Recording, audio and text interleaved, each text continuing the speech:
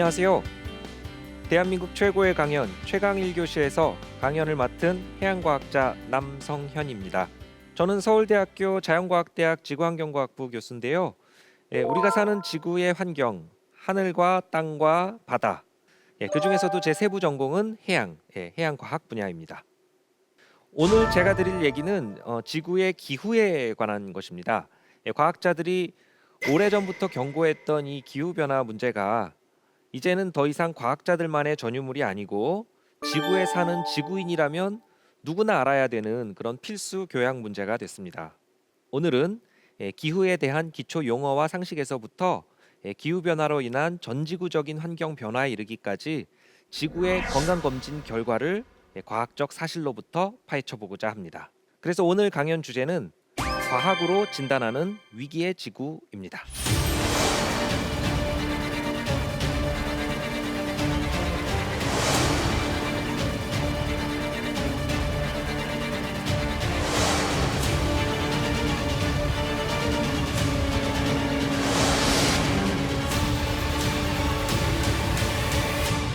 기후변화 문제는 어제 오늘의 문제가 아닌데요. 기후변화를 사람들이 이야기한 지는 상당히 오래됐습니다. 근데 최근 들어서는 기후변화라는 표현보다도 기후위기, 그리고 나아가서 기후비상 이런 표현들까지 사용을 하고 있는데 그것은 바로 그만큼 기후변화 문제가 심각한 위협이 됐기 때문이고 동시에 더 이상 물러설 수 없는 시급한 문제가 됐기 때문입니다. 우리가 코로나 팬데믹으로 여러 가지 어려움을 겪고 있는 와중에도 링 밖에서는 기후 변화라는 더 끔찍한 코로나 바이러스보다도 더 무시무시한 친구가 우리를 지켜보고 있는 중이죠. 우리가 너무 오랫동안 이 기후 문제에 소극적으로만 대처하면서 문제를 키워왔고 해결하지 못했기 때문에 사실 기성세대는 이 기후 변화 문제에 대응하는 데 있어서 철저하게 실패했죠. 그렇기 때문에 MZ세대에서 본격적으로 목소리를 냈고 지금 환경운동가가 된 그레타 툰베리를 비롯한 많은 사람들이 이제는 이 적극적인 기후변화 문제의 대처 이것들을 촉구하고 또 그렇게 국제사회 분위기도 빠르게 바뀌고 있는 중입니다.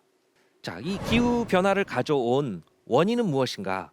이것은 우리가 오래전부터 익히 들어서 잘 알고 있는 온실 효과 때문입니다. 온실 효과는 우리가 온실 속에 있으면 그 바깥에 있을 때보다 따뜻한 것처럼 온실로 이렇게 덮여 있으면 태양으로부터 에너지가 들어오긴 하는데 잘 밖으로 빠져나가진 않아서 온도가 높아지는 더워지는 그런 효과죠. 그래서 원래 지구 평균 온도가 14도 섭씨 14도 15도 이렇게 유지할 수 있게 된 거는 바로 이 온실 효과 덕분입니다. 그래서 태양으로부터 들어오는 에너지는 파장이 짧은 단파 복사 에너지여서 이 온실가스 영향을 크게 받지 않지만 지구에서 우주로 빠져나가는 지구 복사 에너지는 파장이 길어서 장파이기 때문에 이 온실 기체에게 막혀서 다시 지구로 되돌아오는 부분이 상당히 있는 것이죠. 근데 그 되돌아오는 부분이 과거에 비해서 점점점 많아진다는 것이 문제입니다. 그렇게 해서 지구 표면에 들어온 만큼 다 빠져나가지 않으니까 열이 축적이 되죠. 이렇게 열이 축적이 돼서 지구의 온도가 높아지다 보니까 이제는 대기 중에 수증기 농도도 더 높아지고 그러면 더욱 온실 효과가 강화돼서 지구의 온도가 많이 올라가고 있는 것이죠. 지구 전체적으로 지구 평균 온도가 이런 온실 효과 때문에 올라가고 있는 현상을 우리가 지구 온난화 또는 최근에는 이제 지구 가열화 이런 표현으로 부르는 것이죠. 지구 온난화라고 부르든지 지구 가열화라고 부르든지 어쨌든 지구 평균 온도가 올라가고 있다는 뜻입니다. 그것은 바로 이 온실 효과가 과거보다 더 강화됐기 때문에 지구 온난화가 벌어지고 있다. 그러면 이 지구 온난화라고 흔히 부르는 표현과 기후 변화 이것이 같은 것인가? 사실 기후 변화로 나타나고 있는 것은 지구 평균 온도만 올라가는 것은 아닙니다. 그러니까 기후 변화로 지구의 환경이 다양하게 변하고 있는데 그 변하고 있는 것 중에서 지구 평균 온도가 오르는 그 현상만을 우리가 지구 온난화라고 부르니까 지구 온난화와 기후 변화는 같은 것은 아니죠. 우리가 기후가 바뀌었다, 기후 변화라고 말을 하는 것은 기후가 바뀌었다는 이야기인데 지구 평균 온도가 올라가는 것이 이제 그런 지표로서 우리가 이야기를 하는데 그러면 기후가 바뀌어서 문제라는 것인데 기상이 바뀌어서 문제라고 하지는 않죠. 그러면 기후와 기상은 다른 것인가? 네, 다른 것이죠. 기후라는 것은 장기간의 평균적인 상태를 말하는 것이기 때문에 매일매일 끊임없이 바뀌는 기상, 이 날씨하고는 완전히 다른 개념입니다. 그래서 우리가 아침 저녁으로 온도가 내려갔다 올라갔다, 또 여름 겨울 사이에 온도가 올라갔다 내려갔다 하는, 그것은 우리가 기후라고 하지 않습니다.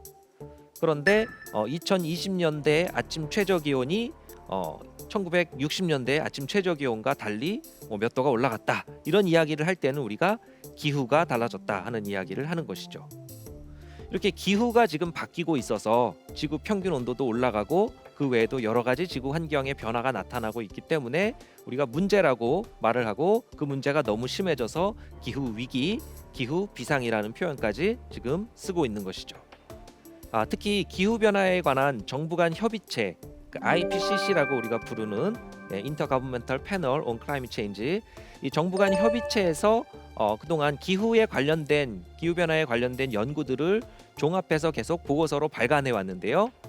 IPCC 1, 2, 3차 보고서가 발표될 때까지만 해도 이 기후 변화를 가져온 원인이 분명하게 인간 때문이다, 인간 활동 때문이다라는 뚜렷한 결론을 제시하지는 못했습니다.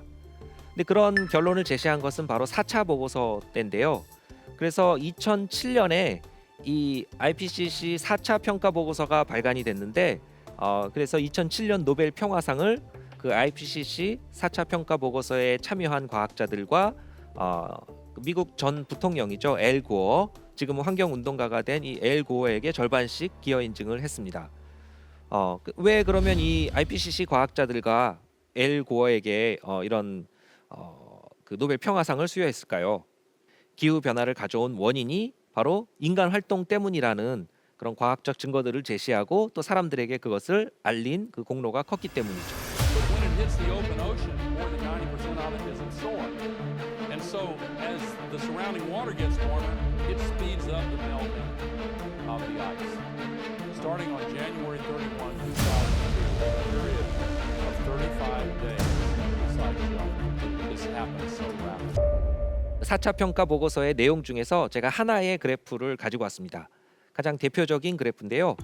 오른쪽으로 치우쳐져 있는 막대, 빨간색으로 표시되어 있는 막대들은 지구 온난화, 지구 평균 온도가 올라가는 부분을 나타내는 것이고, 왼쪽으로 파란색으로 표시되어 있는 것들은 지구 평균 온도가 내려가는 지구 냉각화를 나타내는 것입니다.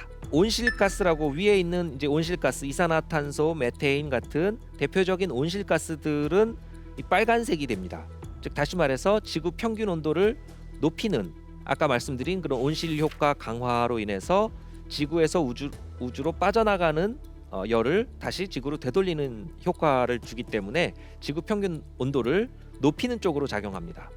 근데 반대로 에어로졸이라고 우리가 부르는, 흔히 말하는 미세먼지 같은 것들, 작은 입자들, 이런 것들은 입자가 작기 때문에 태양에서부터 지구로 들어오는 복사 에너지, 그 태양의 복사 에너지를 차단하는 그런 효과가 있습니다. 그래서 오히려 지구 평균 온도를 낮추는 쪽으로, 지구 냉각화에 기여하죠. 그래서 온실가스 효과와 에어로졸 효과가 합쳐지니까 종합적으로는 지구 온난화, 온실가스 효과가 좀 더 강해서, 온실 효과가 더 커서 지구 온난화가 지금 진행 중이다라고 결론을 내린 겁니다. 근데 여기서 이제 중요한 부분은 자연 변동이라고 돼 있는 아주 작은 막대 부분인데요.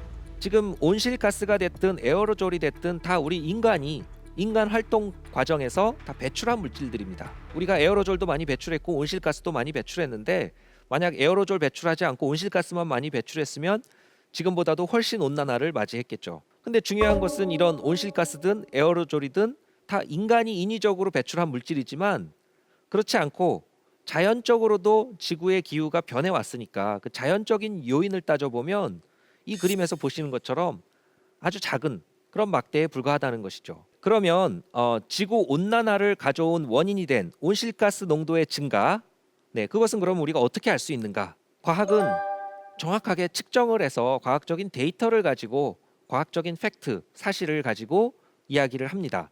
그렇기 때문에 대기 중에 온실가스 농도 실제로 증가했는지 측정을 해서 측정 결과를 바탕으로 이야기를 하게 됩니다.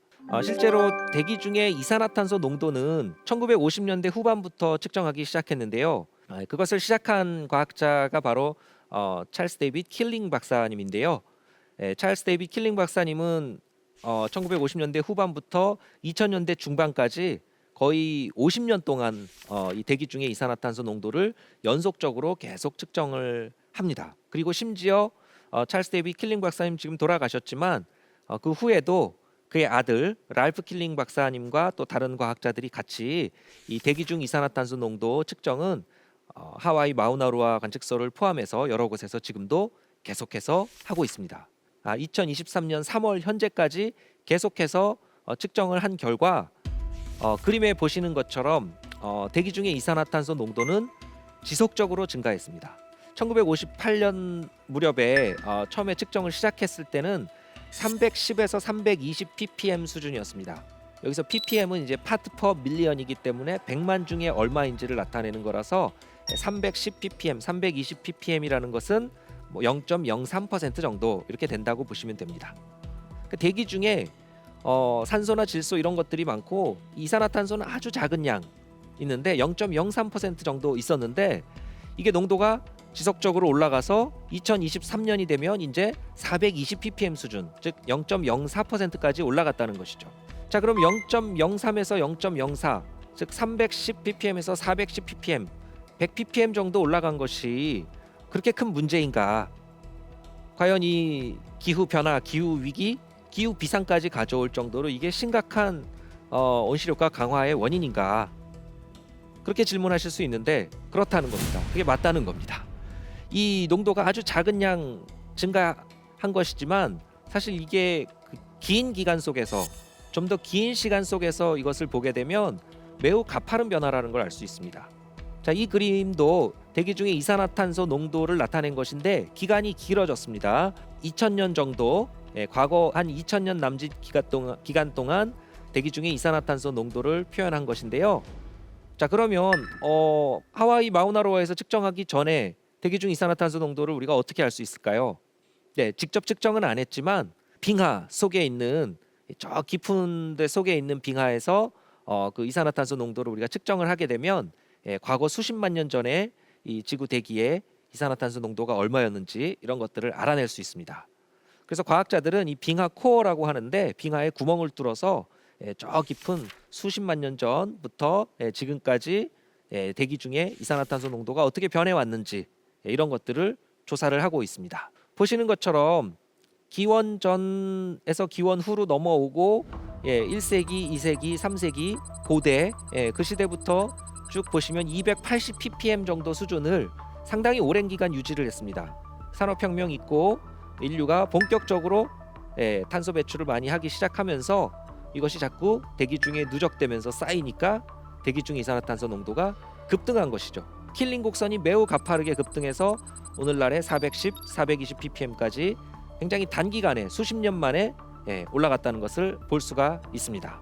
그럼 빙하코어 자료를 이용해서 더 길게, 최대로 길게 이렇게 살펴보면 바로 이런 그래프와 같이 될 수 있는데요.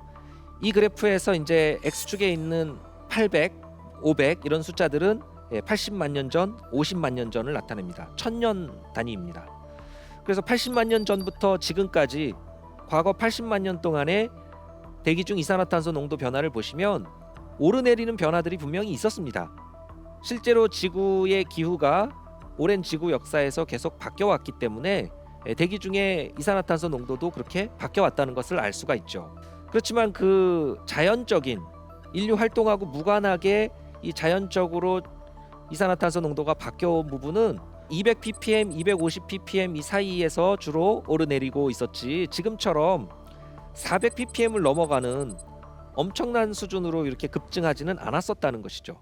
그래서 이 이산화탄소 농도가 높았을 때가 이제 상대적으로 따뜻했던 간빙기 이런 시기고 낮았을 때는 이제 빙하기가 도래했고 했던 시기로 생각할 수 있는데 이 지구 평균 온도도 이산화탄소 농도에 따라서 오르내리는 자연적인 변화를 겪어왔지만 최근처럼 이렇게 짧은 기간 만에 이산화탄소 농도가 급등한 그런 적은 지구 역사에서 볼 수가 없었다 하는 것이죠. 그리고 이 대기 중의 이산화탄소 농도가 최근 수십 년 만에 이렇게 급등하게 된 원인은 바로 우리가 그만큼 많이 배출을 했기 때문이죠.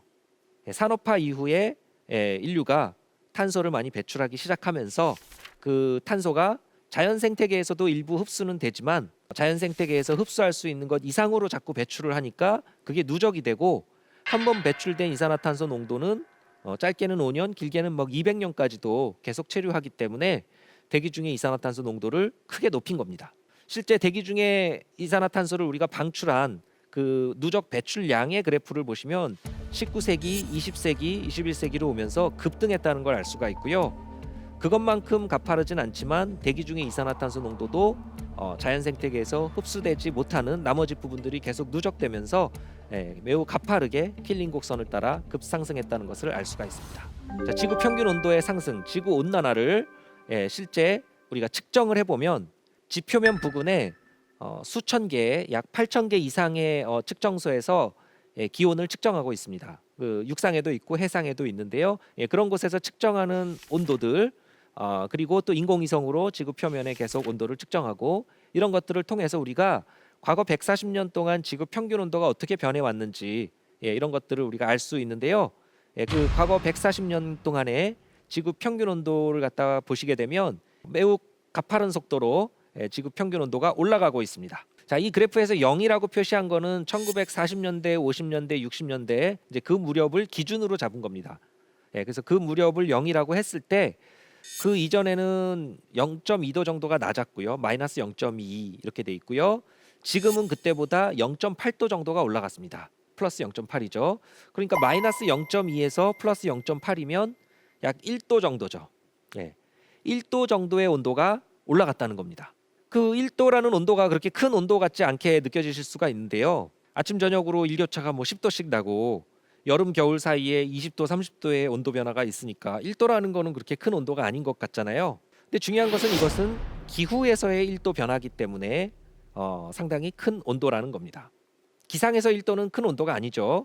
그렇지만 기후에서의 1도이고 더구나 지구 평균 온도이기 때문에 북반구에서 여름이 돼서 온도가 올라갈 때 남반구는 겨울이 돼서 온도가 내려가고 지구상의 한쪽에서 낮이 돼서 온도가 올라가면 다른 쪽이 밤이 돼서 온도가 내려가서 지구 평균 온도가 상당히 일정하게 안정적으로 유지되고 있는 것인데 이게 일정하지 않고 약간씩 올라가고 있다. 그래서 1도 정도가 올라갔다는 이게 바로 지구 온난화, 기후 변화를 나타내는 지표인 것이죠.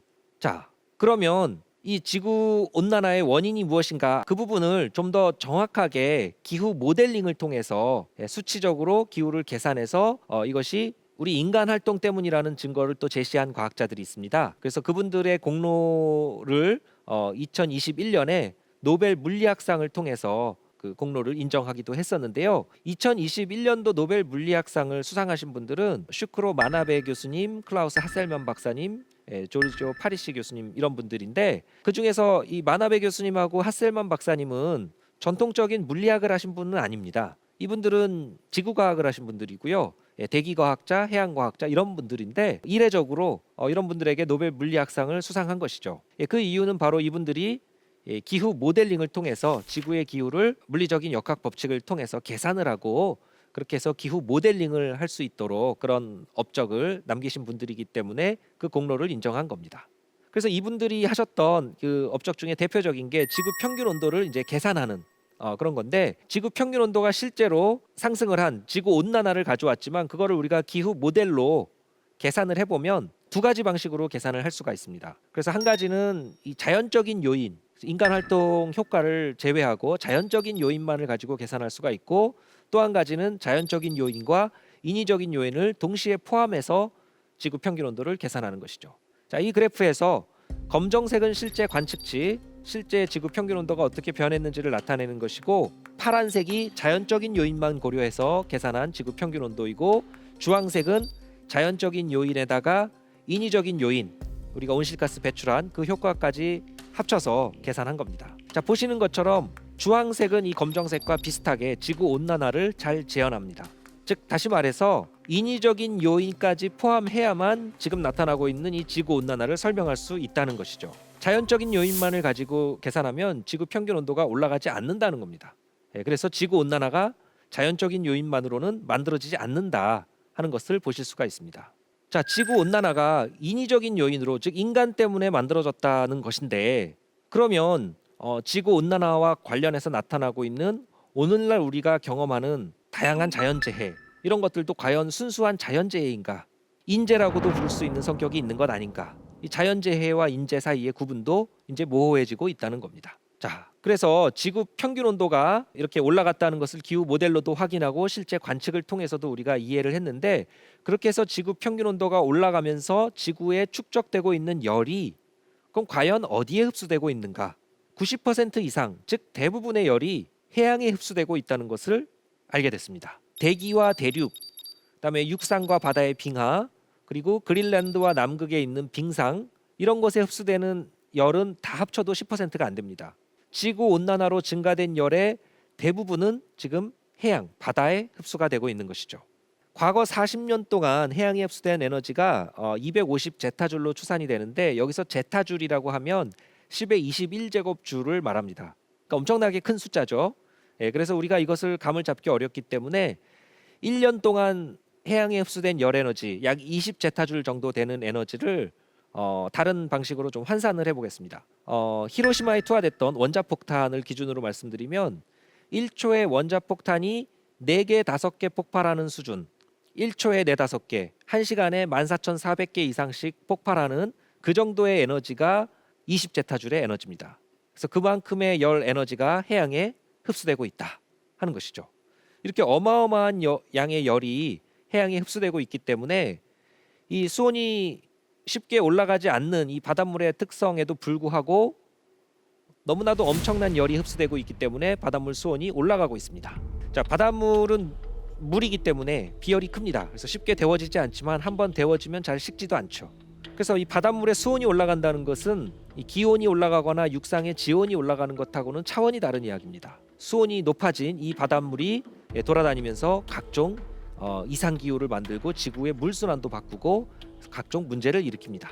그리고 지구 평균 온도, 지구 전체적으로는 지구 평균 온도가 아까 1도 정도 상승했다고 말씀드렸는데, 이 수십 년 만에 거의 뭐 길게 봐도 100년 만에 1도 정도가 올라간 이 온도 변화가 좀 더 긴 기간 동안의 온도 변화로 보게 되면 매우 가파른 온도 변화라는 겁니다.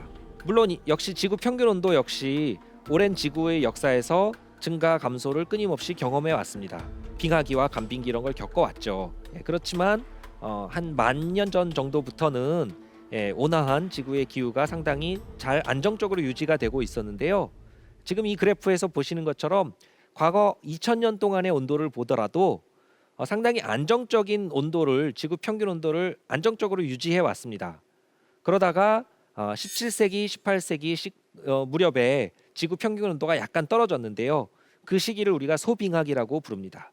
그 소빙하기에는 유럽에도 흑사병이 있었고, 우리도 조선시대 때 경신대기근, 이래서 기근이 심해지고 여러 어려움을 겪었다는 그 기록들이 역사서에 많이 나오는데요. 그게 0.2도 정도 낮아진 건데, 그거는 1000년에 걸쳐서 0.2도 낮아진 거니까 굉장히 서서히 나타난 변화였습니다. 근데 지금 나타나고 있는 이 100년 만에 1도 올라간 변화는 이 과거에서 나타나던 이런 속도와는 비교할 수 없이 빠른, 25배나 빠른 그런 속도로 지구 평균 온도가 급상승하고 있기 때문에 우리가 적응하기 너무 어렵다는 것이 문제가 되는 겁니다. 그리고 이 지구 평균 온도 상승은 지구 온난화라고 이렇게 표현되지만, 이 기후 변화로 나타나고 있는 것은 지구 온난화만 있는 것이 아니라고 말씀드렸습니다. 지구 온난화는 기후 변화로 나타나고 있는 여러 문제 중에서 한 가지 증상만을 표현하는 것뿐이다라는 것이고요. 실제로는 전 지구적으로 총체적인 환경 변화가 너무나도 극심하게 빠른 속도로 나타나고 있어서 우리 인류가 여기에 적응하기가 어렵고, 적응하지 못하면 인류의 공멸까지도 가져올 수 있는 심각한 위협이라는 것이죠. 그저 지구 평균 온도 조금 올라가고 마는 문제가 아니라 구름이 많아지고 비가 내리고 또 빙하가 사라지고 눈이 녹고 해수면이 올라가고 바닷물 수온도 올라가고 육상과 해양에 지구에 있는 모든 생태계가 다 변하면서, 이 생태계가 변하다 보니까 거기에 생물들의 서식지도 바뀌고, 생물의 서식지가 바뀌면서 여러 가지 바이러스라든가 이런 것들에 대한 충격도 더 심해지고, 그래서 인류의 생존까지도 위협이 되는 아주 심각한 위기가 바로 이 기후 문제인 것이죠.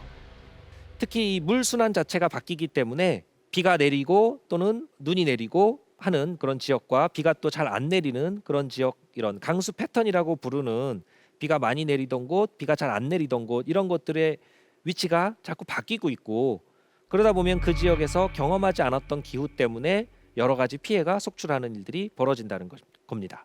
그러면 지금부터 이제 본격적으로 이 지구 온난화라고만 그냥 표현했지만 지구 온난화는 사실 빙산의 일각이고 지구 환경 전체적으로 어떤 지금 문제가 생기고 있는지 지구의 이 건강 검진 결과를 몇 가지 사례를 통해서 좀 살펴보도록 하겠습니다.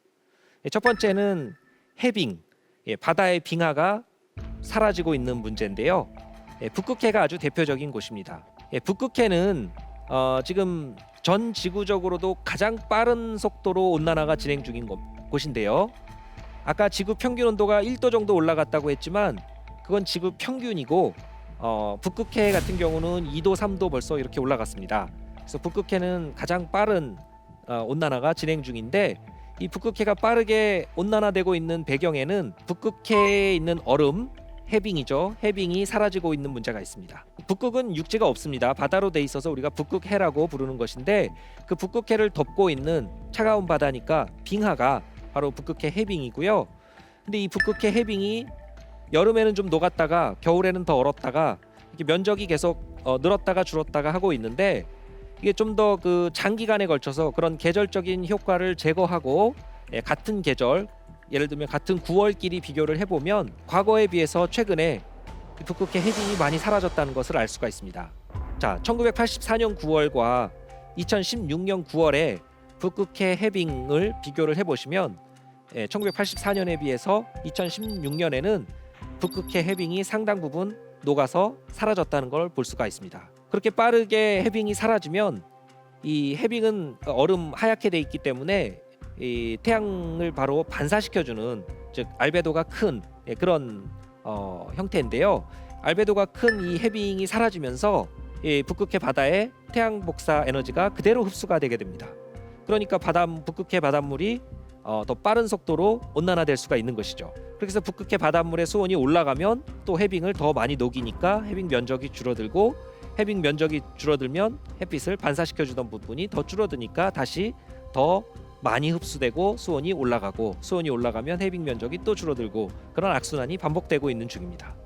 그래서 북극에서는 빠르게 이 해빙이 사라지면서 수온이 올라가고 있는데요. 그래서 이 북극해 수온은 앞으로도 빠른 속도로 올라갈 수밖에 없는 그런 상태고요. 2050년, 2100년이 되면 지구 평균 온도도 오르지만 북극해 중심으로 한 이 북극권에는 더 빠른 속도로 그 수온이 올라갈 것으로 그렇게 전망이 되고 있습니다. 자, 그럼 북극해가 이렇게 빠르게 수온이 올라가면서 해빙이 얼음이 다 사라지고 완전히 다 녹을 날도 얼마 남지 않았는데 그렇게 되면 북극에 사는 이 북극곰이라든가 북극에 있는 여러 생태계 생물들에게 악영향을 미치는 것은 당연한데 북극권에 사는 생물들에게만 문제를 일으키고 끝나는 문제가 아닙니다. 이게 북극에서 시작이 되지만 북반구 중위도에 살고 있는 우리나라를 비롯해서 뭐 미국이라든가 유럽, 그러니까 아시아, 미국, 유럽 이런 많은 나라에도 직접적인 영향을 미치게 되는 것이죠. 대표적인 것이 이제 우리가 북극 한파라고 알려진 그런 급격한 기온 저하 이런 현상인데요.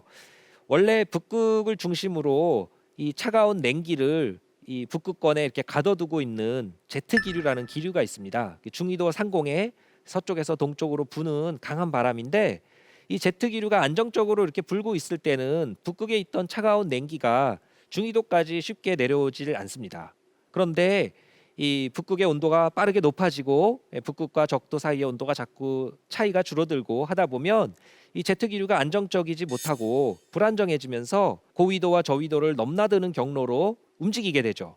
그렇게 사행한다고 하는데 뱀사자를 써서 사행한다고 하는데 이게 굽이쳐서 부는 그런 사행을 하게 되면 이 제트 기류가 북쪽으로 올라간 곳에는 남쪽에 있던 따뜻한 기류가 중위도까지 더 올라오지만 이 제트 기류가 남쪽으로 많이 내려가서 가는 경로에는 북극에 있던 차가운 냉기를 더 중위도 남쪽까지 영향을 많이 주게 되는 것이죠. 그러다 보면 중위도에서는 잘 경험하지 않았던 극단적인 추위도 나타나고 반대로 극단적인 더위도 나타나는 것이죠. 폭염도 심해지고 한파도 심해진다는 뜻입니다. 최근 들어서 이런 전례 없는 폭염, 전례 없는 한파 이런 것들을 자꾸 경험하게 되는 이유가 이런 지구 온난화로 상징되는 이 기후 변화하고 무관하지 않다는 겁니다. 자, 북반구 중위도에서 극심한 추위가 찾아오고 극심한 더위가 찾아오는 것이 북극하고 무관하지 않다, 이런 말씀을 드렸는데요.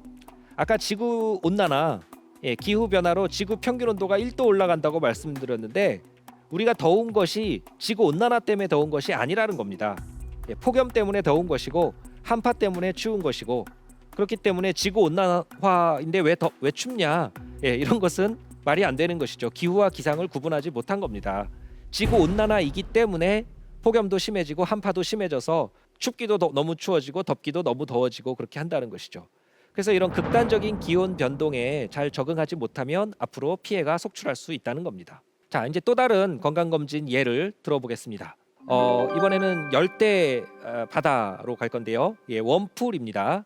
열대 태평양과 열대 인도양의 표층 바닷물의 수온이 가장 높은 곳, 지구상에 가장 따뜻한 바닷물이 모여 있는 곳이 바로 웜풀 해역인데요. 따뜻한 고여 있는 물이라고 해서 웜풀이라고 부르죠. 그래서 이 열대 서태평양과 열대 인도양에 걸쳐서 바닷물의 수온이 28도를 넘어가는 가장 따뜻한 이 바닷물, 거기가 바로 웜풀 해역인데, 문제는 지구 온난화로 지구 평균 온도가 올라간다는 것이 지구의 열이 축적이 되는 것이죠. 그러다 보니까 열이 축적이 되면서 바닷물의 수온도 올라가는데 이 웜풀 해역의 수온도 올라가고 있다는 겁니다. 자, 웜풀 해역의 수온이 올라가다 보니까 웜풀 해역의 면적도 더 넓어지고 있죠.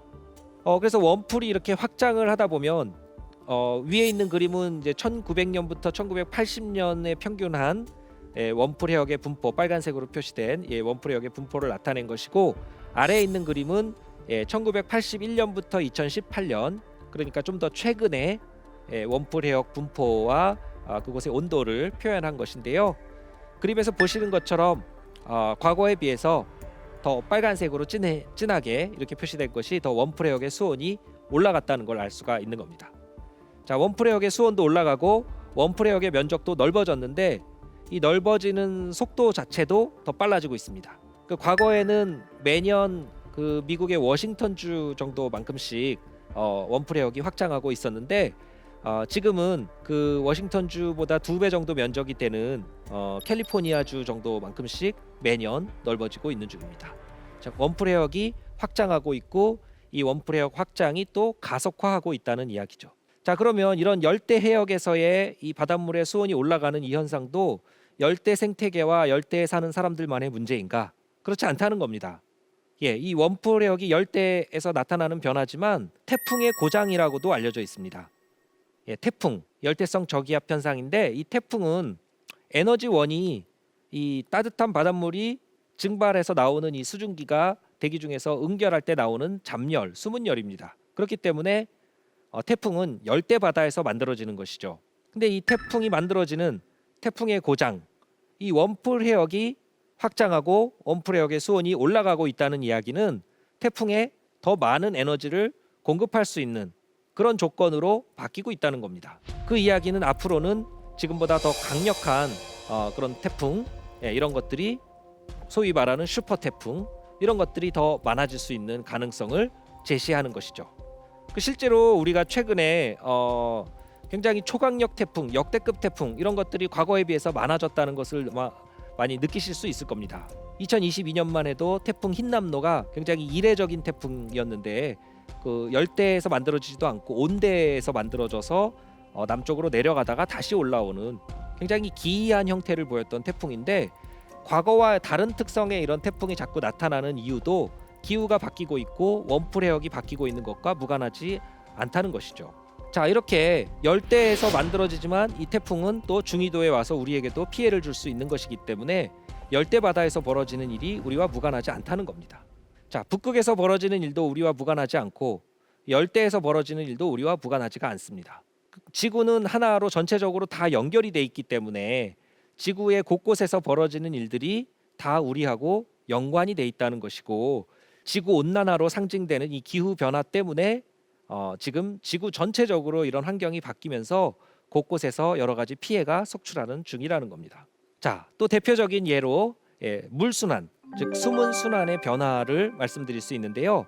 물순환이나 수문순환은 이 지구상의 물이 바다에 대부분 있지만 이것이 증발해서 수증기가 돼서 구름이 되고 구름이 돼서 돌아다니다가 비나 눈이 돼서 또 육삭이나 바다로 흘러내리고 그것이 또 지하수와 강 이런 것들을 통해서 다시 바다로 흘러가는 이런 물의 사이클, 물 순환을 말합니다. 숨은 순환인데 이 숨은 순환도 기후가 바뀌면서 바뀐다는 겁니다. 바뀔 수밖에 없는 것이 아까 대부분의 열이 흡수된 이 해양에 바닷물의 수온 자체가 바뀌니까 바닷물의 수온이 달라진다는 것은 대기를 데우는 정도가 달라진다는 것이죠. 수증기 공급 양이 달라진다는 것을 말합니다. 그리고 이 따뜻해진 바닷물이 한 곳에 정체돼 있기만 한 것이 아니라 한쪽에서 다른 곳으로 이동하면서 다른 곳을 또 데우고 식히고 하면서 지구의 물순환을 조절하고 있기 때문이죠. 그래서 우리가 흔히 엘니뇨라고 알려진 이런 현상 같은 경우도 바닷물의 수온 분포가 특히 열대 태평양 바다의 수온 분포가 변할 때 나타나는 현상입니다. 즉 열대 동태평양이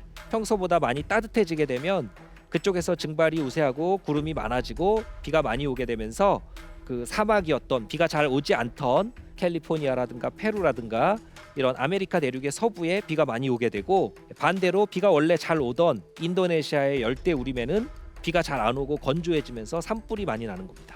이렇게 강수 패턴을 교란시키는 것이 바로 바다의 수온 분포인 것인데요. 태평양에서만 있는 것도 아닙니다. 인도양에서 바닷물 수온 분포가 달라지면서 역시 대기를 데우고 식히고 수증기를 공급하고 또 수증기를 받고 하는 부분들이 달라지면서 이상기후 이런 것들이 종종 보고가 되는데요. 2019년도에 인도양에서 이례적인 수온 분포를 보였던 수온 분포가 이례적으로 나타났던 기간이 있는데요. 그 2019년 가을에 그런 일이 생기게 되면서 호주에는 극단적인 가뭄이 나타나게 됐고요. 반대로 인도양의 서부에 있는 동아프리카에는 너무 비가 많이 와서 폭우가 쏟아지면서 이제 홍수가 나고 했던 그런 이상 기후를 맞이하게 됩니다. 사실 그 호주의 가뭄은 그냥 비만 안 오고 그치는 문제가 아니라 바싹 마른 이 대지에서 스파크가 튀면서 이 불이 번지기 때문에 산불이 어마어마한 규모로 산불이 나게 됩니다. 그래서 이 산불이 사람이 끌 수 있는 정도의 산불이 아니었기 때문에 호주의 모든 주가 다 산불로 뒤덮이게 되고 2019년 가을부터 시작된 이 산불이 해가 바뀌어서 2020년이 돼도 꺼지지 않고 계속 타면서 상당히 많은 피해를 가져오고 또 코알라라든가 캥거루라든가 각종 야생 동물들이 다 죽게 되고 또 나무들이 산림이 어마어마하게 타게 되면서 탄소를 흡수해주던 산림이 다 타게 되니까 다시 탄소를 많이 배출하는 그런 일들이 벌어졌는데요. 호주의 이런 극단적인 그런 산불 2019년과 20년에 생겼던 그 이유도 이 바닷물의 수온 분포, 특히 인도양의 수온 분포가 달라졌기 때문이죠. 그것이 수문 순환, 이 물 순환의 변화를 가져왔기 때문입니다. 또 반대로 2020년 여름이 되면 그 동아시아에 이례적으로 너무 많은 비가 내리면서 중국 남부지방, 특히 양자강 유역 이런 데는 비가 너무 많이 와서 홍수 때문에 수천만 명의 이재민이 발생하기도 했었습니다. 또 2022년에도 파키스탄 같은 곳에 이례적으로 너무 많은 비가 오면서 국토의 3분의 1이 잠기고 하는 엄청난 피해를 보고 있었습니다. 이렇게 전 지구적으로 수문 순환의 변화가 바뀌면서 기후 변화 때문에 여러 가지 손실과 피해가 커지고 있는 중입니다. 바로 이 너무나도 빠르게 바뀌는 기후에 우리 인류가 적응하지 못하고 있다는 것을 보여주는 단적인 예들이죠. 자, 지구의 건강 검진 결과 또 다른 예를 하나 더 말씀드리면 이번에는 빙상입니다. 빙상이라고 하면 빙하의 여러 가지 형태 중에서 특히 대륙에 거대한 규모로 5만 제곱킬로미터가 넘는 아주 큰 규모로 대륙에 쌓여 있는 빙하를 우리가 빙상이라고 하는데요. 그 빙상이 빠르게 녹아서 사라지고 있다는 겁니다. 자, 지구상의 빙하는 물론 만년설도 있고 아까 북극해 해빙도 있고 여러 형태로 존재를 하지만 대부분의 빙하는 대륙 빙상 형태로 그린란드와 남극에 다 모여 있습니다. 그린란드 빙상, 남극 빙상 거기에 수천 미터 두께의 이런 거대한 얼음 덩어리들 빙상이 있는데 특히 남극 대륙에는 어마어마한 양의 빙하가 있죠. 근데 이 빙상이 지구 온난화로 지구의 열이 축적이 되니까 빠르게 녹아서 사라지고 있는 중입니다. 그 사라지는 양이 어느 정도냐면 이것도 역시 과학적인 팩트를 위해서 우리가 인공위성으로 빙하 두께를 계속 측정하고 2002년부터 빙하 두께를 계속 감시를 하면서 빙하가 점점 얇아지고 있고 그 사라지고 있는 총 양을 계산을 해봤더니 1년에 2,810억 톤 정도의 비율로 사라지고 있다는 걸 알 수가 있었습니다. 자, 2,810억 톤은 너무나도 큰 수치라서 피부로 느끼기 어려우시기 때문에 전 세계 인구로 대략 나누어 보면 1년에 36톤 정도, 그러니까 12달로 나누면 한 달에 3톤 정도. 그러니까 그린란드에서 매달 전 세계 모든 사람들이 3톤의 얼음을 없애고 있는 중이라는 겁니다. 3톤 트럭에 그린란드 얼음을 가득 싣고 바다에다가 그거를 녹여서 옮기는 중이라는 것을 알 수가 있는 것이죠. 자, 매달 3톤씩 측정을 시작한 2002년부터 지금까지 20년 이상 그렇게 사라졌으니까 어마어마한 양의 그린란드 빙상이 다 사라진 것이죠. 그게 다 바다로 흘러 들어갔으니까 바닷물 양이 늘어날 수밖에 없는 겁니다. 남극 대륙에서도 어마어마한 양의 얼음이 사라지고 있는데 그린란드에서 사라지는 것보다는 적습니다. 그래서 한 절반 정도 1년에 1250억 톤 정도씩 비율로 사라지고 있는데, 근데 남극은 그린란드하고 다르게 특정 지역에 빠르게 그 얼음이 사라지고 있는 것이 모여 있습니다. 즉 그 남극 중에서도 서쪽에 있는 남극대를 우리가 서남극이라고 하는데, 이 서남극에 있는 빙하 중에서 스웨이트 빙하라는 그 빙하는 유독 빠르게 녹고 있습니다. 그린란드에 있는 것보다도 더 빠르게 녹죠. 그래서 이 남극에서는 그 특정 지역에 집중돼서 스웨이트 빙하에 집중돼서 얼음이 사라지고 있는데, 스웨이트 빙하가 완전히 그 사라지게 되면 그 안쪽에 있던 서남극 전체 빙상이 다 스웨이트 빙하를 통해서 흘러나올 수 있기 때문에, 그래서 전체 빙상에 이 코르크마개 같은 역할을 하는 빙하라서 이게 뽑히면 안에 있는 것이 다 쏟아져 나온다 해서 이 빙하가 녹는 것을 과학자들이 지금 예의주시하고 여러 연구를 진행 중에 있습니다. 그래서 이 빙하가 운명의 날 빙하라고 불리는 이유죠. 자, 바닷물의 양이 이렇게 늘어나게 되면 당연히 해수면이 올라가게 됩니다. 그래서 해수면 상승 문제로 또 이어지는데요. 근데 사실 남극에 또 그다음에 그린란드의 이 빙상이 녹지 않아도 해수면은 이미 올라가고 있었습니다. 바닷물의 온난화, 바닷물의 수온이 올라가고 있기 때문인데요. 수온이 올라가면 열 팽창 효과 때문에 부피가 늘어납니다. 그렇기 때문에 해수면은 이미 수온이 올라가는 효과 때문에 이미 상승하고 있었습니다. 근데 이 수온 상승 효과에 더해서 육지에 있던 얼음이 녹아서 바다로 흘러 들어가니까 이 해수면 상승을 더욱 가속화시키고 있어서 지금 문제가 되는 것이죠. 자, 그래서 실제 지구 평균 해수면을 과거 114년 동안 그래프로 나타내 보면 이 그림에서 보시는 것처럼 지구 평균 해수면이 실제로 서서히 올라가고 있다는 것을 확인할 수가 있습니다. 그런데 그 올라가는 속도가 과거에 비해서 점점점 빨라지고 있죠. 1900년부터 1930년 기간에는 1년에 0.6mm씩 올라가는 아주 천천히 올라가는 속도였다고 하면 1930년에서 1992년까지는 연간 1.4mm 속도로 올라가고 1993년 이후로는 연간 0.6mm, 연간 3.3mm 이런 속도로 몇 배나 더 빨라진 속도로 해수면이 올라가고 있다는 겁니다. 자, 1년에 몇 미리 그러면 얼마 또 안 되는 것 같지만 역시 기후와 기상을 구분하듯이 기후에서의 1도처럼 이것도 장기간의 평균 상태가 지금 올라가고 있다는 이야기입니다. 원래 해수면이 변하는데 그 해수면의 변화가 평균 해수면이 올라간 상태에서부터 변하기 때문에 과거처럼 태풍이 와서 해일로 해안가 저지대에 어떤 침수 피해를 줄 때에도 평균 해수면이 더 올라와 있는 상태에서는 좀 더 내륙 안쪽으로 깊숙하게 대도시까지도 태풍 피해 이런 것들이 더 심해질 수 있는 환경으로 바뀌고 있다. 이렇게 이해할 수가 있는 겁니다. 자, 더군다나 이 지구 평균 해수면이 점점점 그 올라가는 속도가 가속화되고 있는 원인 중에 하나가 운명의 날 빙하라고 부르는 이 스웨이트 빙하가 녹는 것은 기온이 높아서 녹는 것이 아니라 바닷물의 어느 점보다도 높은 수온을 가지는 이 바닷물이 빙하의 아랫부분을 파고 들어가서 녹이기 때문에 이 빙하가 사라지고 있는 겁니다.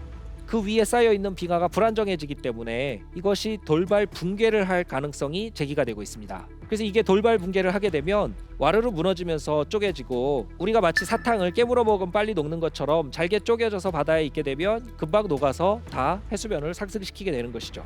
그렇게 되면 이 안쪽에 있던 빙하까지 다 흘러나와서 서남극 빙상 전체가 녹게 되면은 해수면을 거의 5m 이상도 이렇게 높이는 그런 문제가 되기 때문에 단기간에 해수면이 평균 해수면이 5m나 올라가게 되면 어마어마한 피해가 예상됩니다. 그래서 우리가 그런 해수면 상승에 대비가 돼 있지 않기 때문에 이런 것들에 대해서도 철저하게 준비를 해야 되는 그런 상황으로 바뀌고 있는 중이죠. 자, 지금까지 주로 물리적인 건강검진 결과를 말씀드렸다 그러면 이번에는 좀 더 화학적인 건강검진 결과도 말씀드리겠습니다. 지구 온난화로 열이 바다에 많이 흡수되면서 바닷물에 수온이 올라간 걸 말씀드렸는데 이 바다가 열만 흡수한 게 아닙니다.